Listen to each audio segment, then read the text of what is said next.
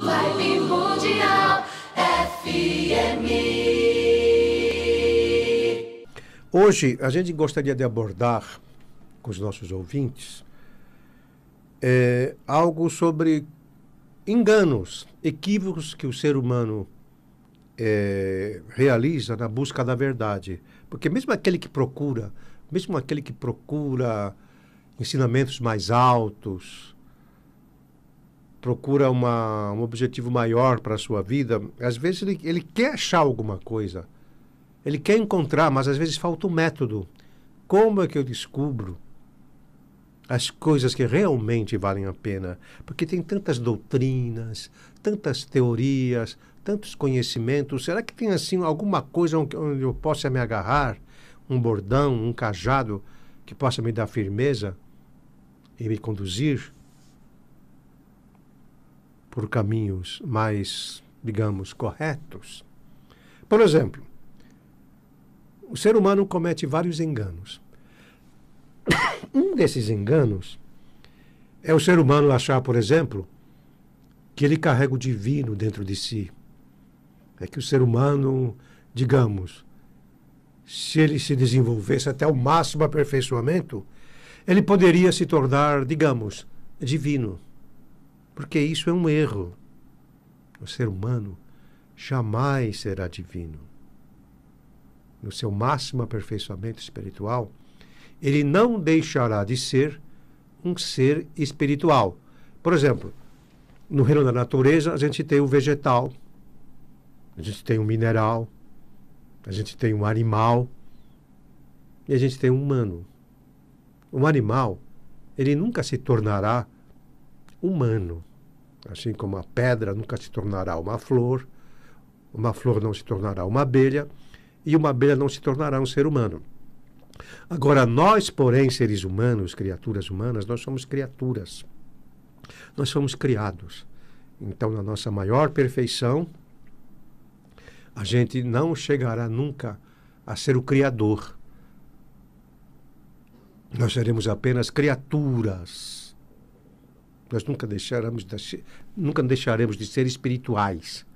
Nós nunca nos tornaremos divinos.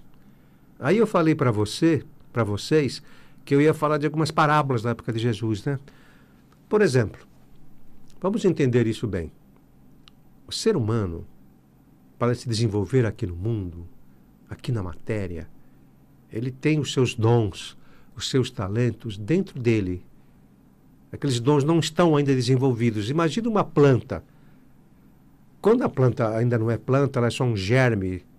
Então aquele botão de flor, aquele botão da planta, ele é só um germe. Ele tem todo o potencial dele, da planta, dentro daquele germe. Então você pega aquele germe, coloca no chão, semeia, aduba, molha, para que esse germe se fixe, se enraize, cresça e se torne uma flor, se torne um tronco. Com o ser humano não é muito diferente. Nós somos germes espirituais que aqui na matéria devemos nos desenvolver. Então, Jesus, por exemplo, falava da parábola da moeda de talentos. Como é que era essa moeda? Um administrador tinha 3 empregados. Ele ia fazer uma longa viagem, então chamou cada um deles e disse assim: para você eu vou deixar 10 moedas, com você eu vou deixar 5 e com você eu vou deixar 1. E vocês vão administrar essas moedas até a minha volta. Então ele viaja, passa um longo tempo fora, e no dia que ele volta, ele vai cobrar de cada um o que cada um fez com aquelas moedas. Então um diz: bom, com as suas 10 moedas, eu negociei e ganhei mais 10. E o administrador diz: ótimo, servo fiel, fica comigo, trabalhando comigo. Aí se dirige àquele que lhe deu 5 e falou: o que é que você fez com as minhas 5 moedas? Ele falou: negociei com as 5 moedas, ganhei mais 5. Ótimo, servo fiel, permaneça comigo. E aquele que deu só 1, ele perguntou: e você, o que você fez com aquela moeda que eu te dei? Ah, meu senhor, eu sei que esse é um administrador severo, que cobra cada centavo investido. Então, com medo que o senhor me cobrasse daquela moeda, eu a enterrei no chão. Toma a tua moeda aqui de volta. Aí o administrador fala: servo infiel, por que você não fez igual aqueles 2 que negociaram e multiplicaram os talentos? Então ele falou, pega essa moeda, dê para aquele administrador, para aquele empregado que tinha as 10 e ganhou mais 10, e expulsem esse servo infiel da minha herdade. Então, em forma de parábola, em forma de metáfora, Jesus estava falando dos talentos espirituais, que o seu ser humano, se ele não desenvolver aqui na Terra os seus talentos espirituais, os seus dons espirituais, ele não aproveita a sua filiação de filho de Deus, fica prejudicada. Ele não desenvolve os seus dons. E na época da grande purificação, ele vai ser afastado daqueles que desenvolveram os seus talentos, as suas capacidades espirituais. Isso tem a ver também com a parábola do semeador, quando ele diz, saiu um semeador a semear, e uma semente caiu na pedra e ficou ressequida e não se desenvolveu. Outra caiu lá onde havia pragas, também não se desenvolveu. Outra caiu no solo ressequido e não se desenvolveu. E outra caiu em solo fértil e se tornou um fruto maduro. Então, também por meio de imagens, ele falava ao ser humano da necessidade do terreno fértil, do solo maduro, para que o dom espiritual de cada ser humano se desenvolva. Isso tem a ver também com a parábola do filho pródigo, né?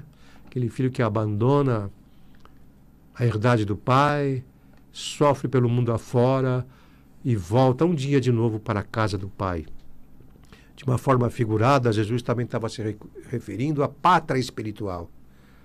Esse filho pródigo é como se fosse essa criatura humana que abandona a sua pátria espiritual, com dons ainda a serem desenvolvidos, se envolve aqui da matéria, chega até esse mundo, a essa terra, para desenvolver os seus dons, e um dia, com saudade daquela pátria espiritual, ele retorna de novo à casa, não mais como um germe espiritual, mas como um ser humano espiritualmente desenvolvido.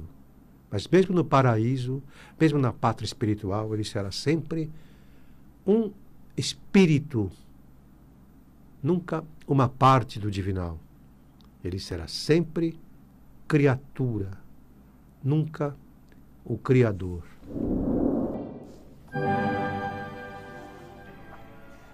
Trechos do capítulo Enganos, do primeiro volume da Mensagem do Graal.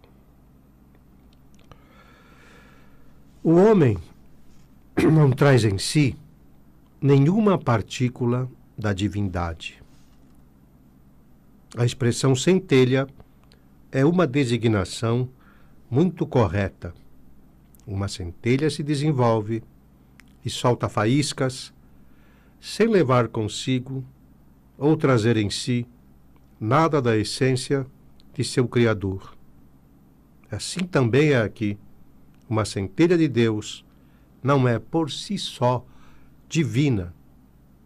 Onde esses erros já existem em relação à origem de uma existência, aí obrigatoriamente haverá malogro em tudo. Se eu construir sobre base falsa, certamente toda a construção terá que sofrer abalos e ruir. Porém, a origem dá apoio para toda existência e desenvolvimento de cada um. No entanto, quem, como é de costume, procurar ir muito além da origem, estende com isso a mão para o inatingível para si e perde então, como consequência totalmente natural, todo o equilíbrio. Se eu, por exemplo, me agarrar ao galho de uma árvore, que por sua constituição terrena se assemelha ao meu corpo terreno, eu consigo me equilibrar nesse galho e, portanto, subir. Porém, se eu agarrar acima desse galho, não vou encontrar nenhum ponto de apoio, devido à constituição diferente do ar, e por isso também não posso subir. Isso é evidente. Exatamente assim.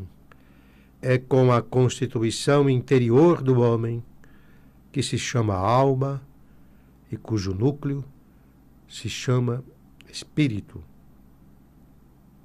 Se esse espírito quiser ter o equilíbrio necessário da sua origem, então não deverá, logicamente, procurá-lo no divino. Isso seria antinatural, pois o divino se encontra muito acima e é de uma constituição completamente diferente. Desculpem. Só o divino se acha acima de toda a criação. Deus mesmo, a origem de todo ser e da vida, como a palavra já diz, é divino. O homem foi criado de seu espírito. O espírito é a vontade de Deus. Assim, originou-se dessa vontade a primeira criação. Detenhamo-nos, pois, nesse simples fato. Ele nos dá a possibilidade de melhor compreensão. Tomemos uma vez como comparação a vontade própria. Ela é um ato, mas não um pedaço do homem.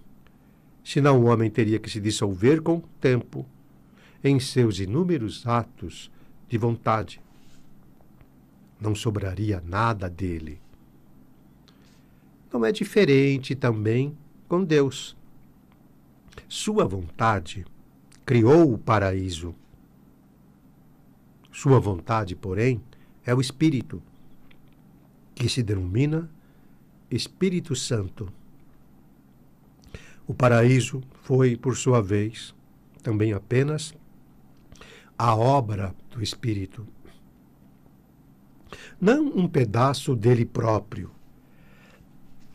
A partir daí começa uma graduação para baixo. O Espírito Santo Criador, portanto, a vontade viva de Deus, não faz parte da criação. Ele também não deu uma parte sua para isso, pois ele mesmo ficou totalmente fora da criação. A Bíblia já expressa isso clara e nitidamente com as palavras: o Espírito de Deus pairava por sobre as águas. Não o próprio Deus em pessoa. Afinal, essa é a diferença.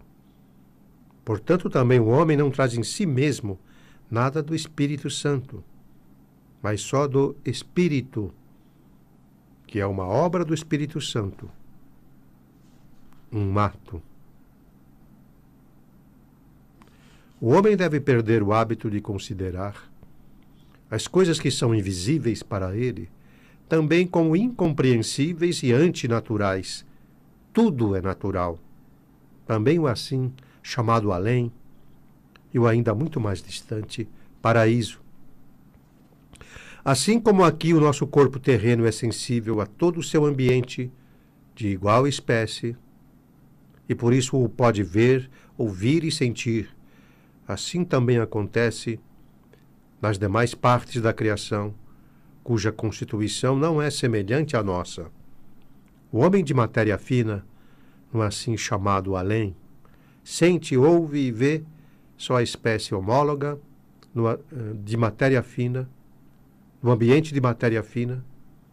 O homem espiritual mais elevado, por sua vez, pode sentir apenas o seu ambiente espiritual.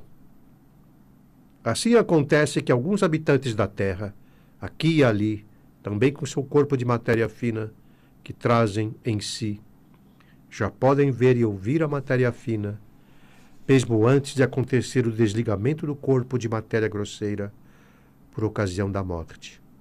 Não há nada antinatural nisso. Vibe Mundial 95.